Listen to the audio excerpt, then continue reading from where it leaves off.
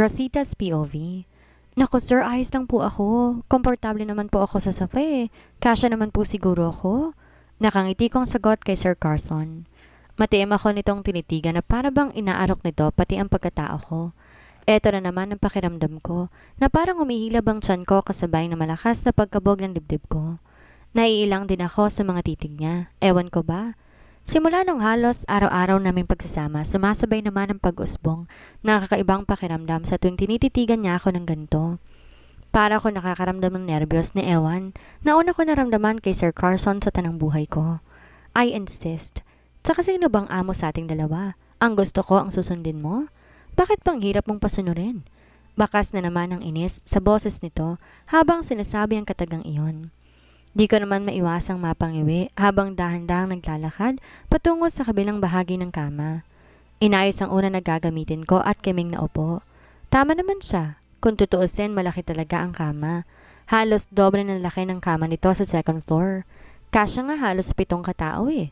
Yung sapin nito alam kong pinasadya pa ni na madam. Kung tatabi ako sa kanya, malabo pa sa sikat ng araw na magkasagian kami kaya't wala naman siguro kung dapat ipag-alala, diba? Tsaka mabait naman si Sir Carson. Mukhang di naman din siya manyakis. Sa isiping yon, parang gusto kong kutusan ang sarili ko. Kung saan na kasi nakakadating ang imagination ko. Ako lang din nagpapahirap ng sitwasyon gayong alam ko naman na malabong pumatol sa kagaya ko si Sir Carson. Ang mga type ni Sir Carson ng babae yung kagaya ni Valerie. Matangkad, mestiza at payat.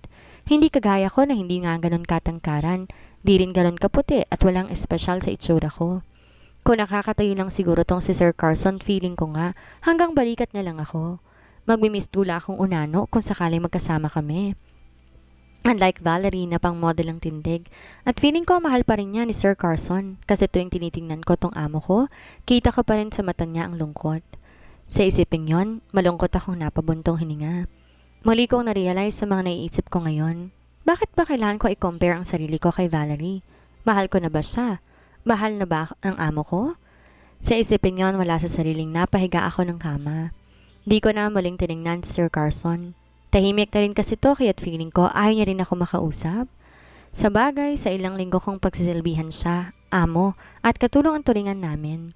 Siya ang amo at akong katulong niya kung kaya ano man ang feeling sa unti-unting umuusbong sa puso ko ngayon, hindi ko dapat i-entertain dahil di talaga kami bagay at malabong magustuhan niya ang kagaya ko. Naging mailap ang antok sa akin ng gabing to. Di ako makatulog kahit anong pilit ko. Sa bagay, sino ba namang makakatulog? Gayong sa kauna-unahang pagkakataon, may katabi akong lalaki sa isang malambot na kama and worst, amo ko pa. Isang masungit pero ubod ng gwapong lalaki. Wala sa sariling napatagilid ako ng higa paharap kay Sir Carson. Kaagad sumalubong sa mga mata ko ang payapa nitong mukha. Mukhang tulog na tulog siya dahil naririnig ko na rin ang mahina nitong paghihilik. Hayes, mabuti pa siya. Nakatulog na habang ako tiyak na bangag na naman ito bukas dahil sa puyat. Mahina ako pang sambit habang titig na titig sa mukha ni Sir Carson. Kung wala lamang siguro tong balbas, lalo talaga sigurong lulutang ang taglay nitong kagwapuhan. Matangos ang ilong at mas mahaba pa yata kumpara sa akin ang pilikmata niya. Kung pareho lang kami ng estilo ng buhay, ang sarap siguro na itong mahalin. Wala sa sariling napabangon ako ng kama at napasabunot sa sarili kong buhok. Feeling ko nababaliw na ako dahil pinagpapantasan ko ng amo ko. Para na akong tanga. Heist. Dahil hindi ako makatulog, bumaba na lang ako ng kama. Pumasok sa loob ng banyo. Para akong tanga, tinititigan ang sarili kong refleksyon sa salamin. Nag-uumpisa nang mamula ang mga mata ko dahil 10 oras na ng gabi, gising pa rin ako. Umihi lang ako, naghugas ng kamay at muling lumabas ng banyo. Mahinang hilik ni Sir Carson ang naririnig ko sa buong paligid, kaya naman kaagad kong kinuhang unan at comforter ko sa pwesto ko kanina. Pumesto ako ng sofa at kaagad na nahiga. Nagtalokbong na rin ako ng comforter at hindi nagtagal, nakatulog na rin ako. Nagising ako kinaumagahan sa galit na boses mula kay Sir Carson. Naramdaman ko ang pagbagsak ko sa carpet na sahig dahil sa matinding gulat. What are you doing? Bakit nasa sofa ka? Nito. Dahan-dahan naman akong naupo sabay sulyap sa orasan. 5:00 pa lang na madaling araw at nag-iingay na siya. Sir, di po kasi ako makatulog kaya nag-transfer na muna ako kagabi dito sa sofa. Paliwanag ko sa kanya. Napansin ko nakaupo ito ng kama kaya't dali-dali akong tumayo at nilapitan siya. Maaga pa po, gagamit po ba kayo ng banyo? Tanong ko sa kanya. Sanay na ako sa pasigaw-sigaw nito minsan kaya hindi ko na dinamdam. Di ka ba nasaktan? Tanong nito sa akin na labis kong pinagtaka. Ibang salita kasing lumabas sa bibig niya imbes sagutin ang tanong ko kaya hindi ko rin gets. Po? Nagtataka kong tanong. Sabi ko, hindi ka ba nasaktan sa pagkakalaglag mo sa sofa? Tanong nito. Di ko naman maiwasan mapahagat ng sarili kong labi. All of a sudden, bigla kasi itong naging concern sa akin. Nasaktan nga ba ako sa pagkakalaglag ko ng sofa kanina? Parang di naman. Carpet ang binagsakan ko at saka mababa lang naman kaya hindi masakit. Pero bakit kaya bigla naging concern sa akin itong amo ko? Ano kayang nakain ito at bigla na lang naging mabait? Baka naman maganda lang ang gising niya. Kung ano man reason niya, bahala na nga siya. Basta ako, kailangan kong gawin ang best ko para mapagsilbihan ko siya na maayos. Ayos lang po ako, sir. Hindi po masakit. Sagot ko sa kanya habang hinihintay ko kung ano ang gusto niyang iutos sa akin. Maaga pa at gusto ko bang matulog. 7 in the morning talaga ang palaging gising nito pero mukhang napaaga yata ngayon. Baka naman nanibago din sa kwarto niya. Mabuti naman kung ganon. Tulungan mo ako. Gusto ko magbanyo muna. Sagot naman ito sa akin. Kaagad naman akong tumalima. Nilapit ko ang aking wheelchair sa kanyang kama at tinulungan itong makatransfer. Kung nung una naiilang pa ako sa paghawak sa kanya, well, hanggang ngayon naiilang pa rin naman ako. Walang ipinagbago. Lalo na kapag dumadampi sa balat ko ang kamay nitong si Sir Carson. Minsan kasi sa bewang ko siya humahawak eh. Nang maayos ko nitong naipwesto sa kanyang wheelchair, ako na rin ang nagtulak sa kanya papasok ng banyo. Alam na alam ko na ako nung gagawin nito sa umaga. Magtutoothbrush at ako maglalagay ng toothpaste bago ko iabot sa kanya. Tapos maghihilamos ito at pagkatapos noon lalabas muna ako para hayaan siyang gumamit ng toilet bowl. High-tech naman ang toilet bowl niya at kaya niya na rin. Di ko rin carry na makitang wala siyang salawal kung sakali. Baka kasi makita ko na naman ang hindi dapat makita. Maliban sa suot niyang boxer shorts, sanay na ako nakikita siyang nakahubad. Ako rin kasi nagpapalit ng damit niya kaya naman wala nang problema. Pero tulad ng nabanggit ko na, nakakaramdam pa rin ako ng pagkailang. Ihatid mo muna ako ng garden. Dalhan mo na lang ako ng kape at pwede ka nang bumalik sa pagtulog kung gusto mo. Narinig kong wika nito habang naghihilamos siya. Tango lamang ang naging tugon ko. Nakabantay ako sa kanya habang hawak ko ang malinis na puting towel na gagamitin niya mamaya para punasan ang mukha niya. Rosita, hindi ka ba nahihirapan sa pag-aalaga sa akin? Narinig ko namang tanong niya. Hindi ko tuloy alam kung ngingiti ba o magseseryoson lamang ako. Kakaiba kasi talaga ngayong umaga tong si Sir Carson. Kakaiba din ang mga tanong niya. Sanay na po ako, sir. Sagot. Napansin ko pa ang pagtaas ng kilay nito at sa pamamagitan ng refleksyon ng salamin, napansin kong nakatitig to sa akin. So ibig sabihin, mahirap akong alagaan at nasanay ka na lang? Sagot nito. Kagad naman akong umiling. Ikaw po ang nagsabi niyan, Sir J. Lord, kaya walang samaan ng loob. Sagot ko sa kanya. Sa kauna-unahang pagkakataon, nakita ko tong umiti. Yes, nakangiti nga siya habang nakaharap sa salamin. Shocks, ang gwapo niya pala, kahit balbas sarado siya. Sana wala nalang balbas na yan para makita ko rin ang kissable lips niya. Heist. Oo at hindi lang naman ang isasagot mo, pero ang dami mong pasakali. Ilang taon ka na nga ulit? Natatawanan nitong wika. Para naman akong biglang napatanga habang nakatitig sa kanya. Para kasi talagang may nagbago kay Sir Carson ngayong umaga eh. Nagagawa na rin itong tumawa na hindi man niya ginagawa dati. Palagi kaya itong nakasimangot sa akin noon. Rosita, ano na? Tulala ka na dyan. Napakurap ako na makalinga ulit nang marinig ko ang boses nito. Sa pagkakataong to, nagawa niya ng humarap sa akin kahit nakaupo pa rin siya sa wheelchair. Bakit pulang-pulang mukha mo? May masakit ba sa'yo? Wala po, sir. Nakailang tanong na ba siya at ano-anong tanong na ba yun at nang masagot ko na? Nagkakagulat po kasi ang kadaldalan niyo ngayong umaga. Hindi lang po ako sanay. Nahihiya akong sagot sa kanya. Ano ba, self? Bakit ako nagkakaganito? Ang aga-aga, para kong sirang kinikilig sa harapan ni crush. Teka lang, may garter ba tong panty ko? Para kasing malalaglag na eh. Char! Kung ano-ano ang iniisip ko at parang gusto ko nang kaltukin tong sarili ko eh. Para kung tanga na ewan. Heist. Talaga lang ha? Siguro nasusungitan ka sa akin noon no? Well, pasensya ka na Rosita ha? Pero teka, hindi mo pa pala sinasagot ang tanong ko? Ilang taon ka na ba ulit? Tanong nito. 18 po. 18 years old na po ako, sir. Kaagad kong sagot sa kanya. Oo nga pala. Yon ang parang narinig kong tanong mula sa kanya kanina pa. Good. Ibig sabihin lamang nito, hindi ako makakasuhan ng child abuse kung nagkataon? Sagot nito na kaagad kong ipinagtaka. Di ko na naman gets ang ibig niyang sabihin. Po? Ano pong ibig ninyong sabihin, sir? Tsaka bakit po kayo makakasuhan? Nagtataka kong tanong. Muli tong tumawa na siyang muli ko namang kinatanga sa harap niya. Sir, ayaw niyo po ba talagang ahitin ang balbas mo? Kung gusto niyo po ako ang gagawa. Wala sa sarili kong bigkas. Huli na ma-realize ko kung anong sinabi ko ngayon lang. Narinig na ni Sir Carson at bigla na namang nagbago ang ekspresyon ng kanyang mukha. Kung kanina tumatawa to, ngayon naman, seryoso ng kanyang mukha habang nakatitig sa akin. Sabi ko na, ang pagiging pakailamera wala talagang magandang maidudulot. Naku, sorry po sir, hindi ko po sinasadya. Sadyang madaldal lang po ako minsan kaya hindi ko po napigil ang sarili ko na sambitin ang katagang dinidikta ng isipan ko na hindi ko po masyadong pinag-iisipan. Hilaw ang ngiting wika ko. Ewan ko naintindihan niya sinasabi ko pero yun na yun. Ano ba naman? Pati balbas gusto ko bang pakialaman? Nasa mood pa naman sana si Sir Carson kanina pero sinira ko lang. Bakit ba itong bunganga ko hindi ko mapigilan? Minsan, nauunang kumuda bago ko ma-realize ng isipan kung tama ba or mali ang nasabi ko. Heist. Well, why not? Marunong ka bang mag-alit? Kaya mo ba? Tanong nito. Hindi naman ako makapaniwalang napatitig sa kanya. Po? Ako?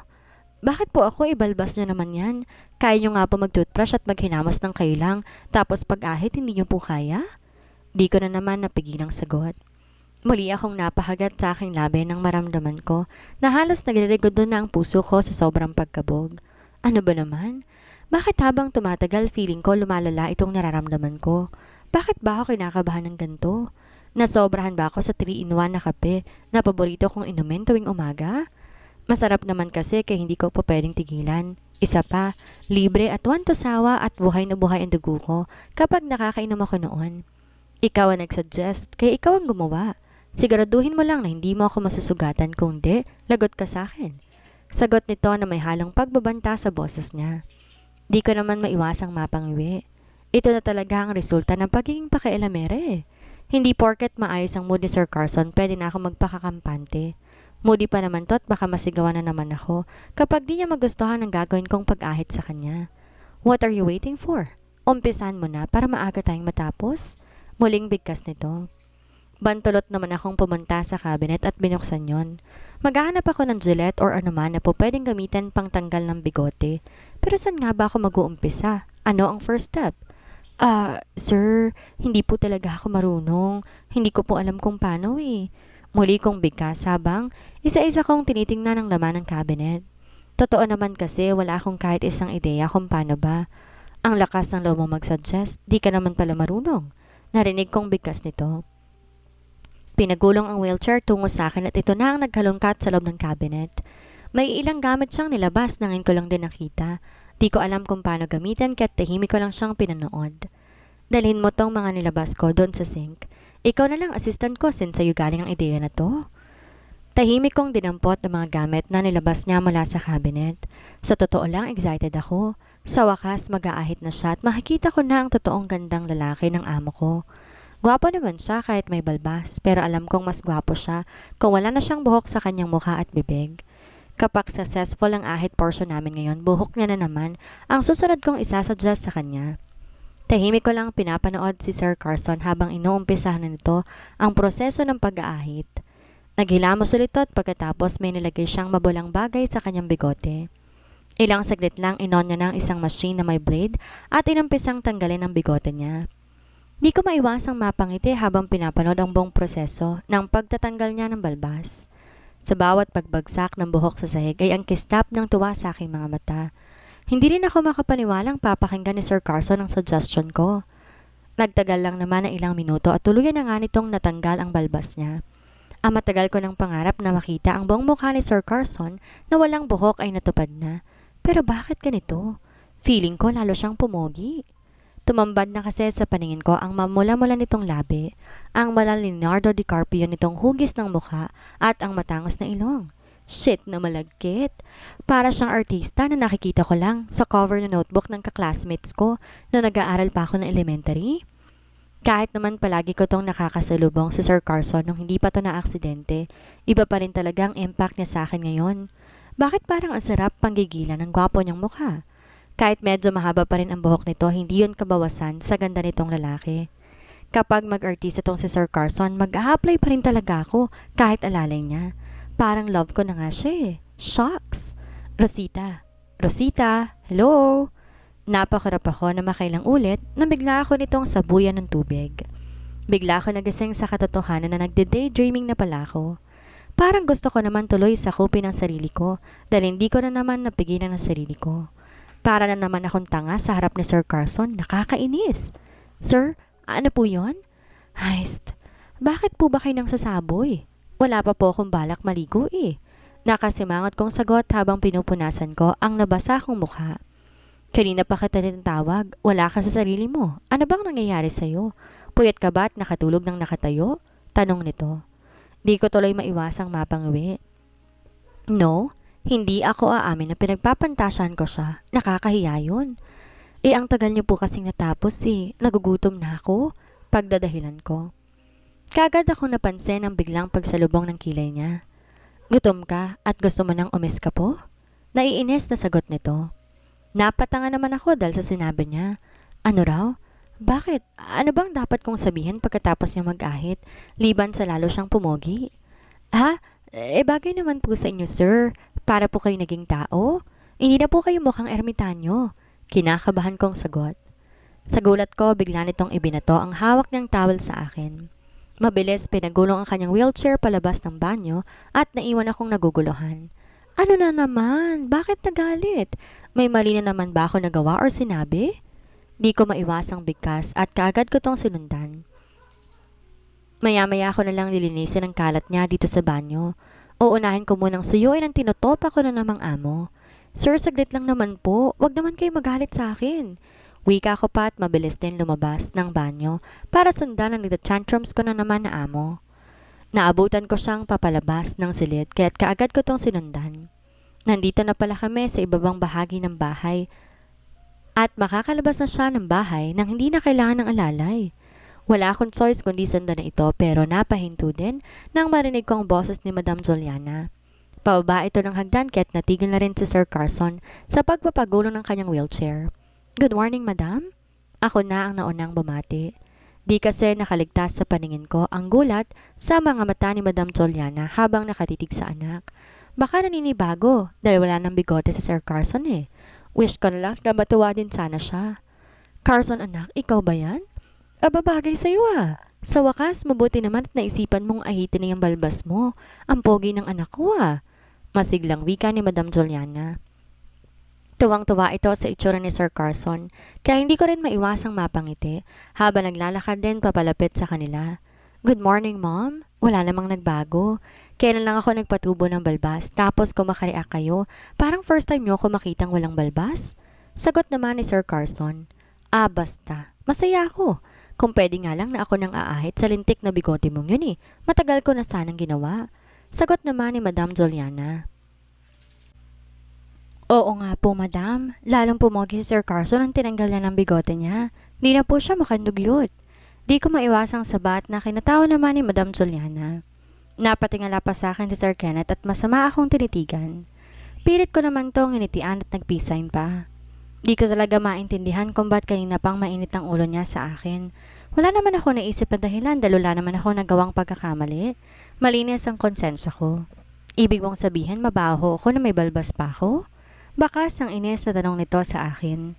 Tingnan mo nga naman, imbes ng mommy niyang kausapin niya, ako tong pinagbalingan ng pansin. Quiet na nga lang siguro ko. Parang mainit na naman ang ulo nitong amo ko at tiyak maghapon na naman tong nakabusangot sa akin. Di naman po kayo mabaho, sir, pero promise, mas maayos po kayong tingnan ngayon kumpara noon. Siguro bawas-bawasan niyo lang po ang kasungitan niyo para hindi po kayo agad tumanda. Ang gwapo niyo pa naman sana pero ang sungit-sungit niyo po. Nakangiti kong sagot. Di nakaligtas sa pandinig ko ang mahinang muling pagtawa ni Madam Juliana. Nakuha niya tuloy atensyon ko at di ko na napansin pa ang pagguhit na matamis ng ngiti sa labi ni Sir Carson. Baka may nasabi ako na kinatuwa niya. Kayo talaga. Kayo na nga lang tong palagi magkasama, palagi pa kayo nagbabangayan. Ano na naman ba ang pinag-aawayan ninyo? Tanong ni Madam. Ang gaan talaga kausap ng amo kong to. Para nakikipag-usap lang to sa isang kaibigan at hindi sa isang kasambahay. Hindi ko talaga ramdam sa kanila ang layo ng igwat ng estado ng buhay namin. Kaya nga kahit palagi akong sinusungitan itong si Sir Carson, hindi ko talaga to susukuan. Mananatili ako sa pamilyang to habang kailangan nilang serbisyo ko. Hindi kami nag-aaway, Mom. Nagkataon lang na maagang tinopak tong assistant ko, kaya't sira din ang umaga ko. Pero ayos na ako ngayon. Maaga akong tatambay ng garden para naman makapag-relax. Narinig kong sagot ni Sir Carson. Parang gusto ko tong barahin.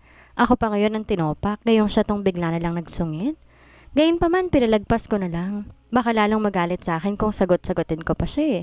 Tsaka mukhang okay na ang mood niya ngayon. Di ko naramdam ang inis sa boses niya eh. Baka naman dahil sa presensya ng mommy niya. Well, ang mabuti pa, sumabay ka na sa amin sa pagkain ng agahan. Maya-maya bababa ang daddy mo. Maaga siya papasok ngayon ng opisina dahil may meeting daw siya kay Mr. Choi. Nakangiting sagot ni Madam sa kanyang anak.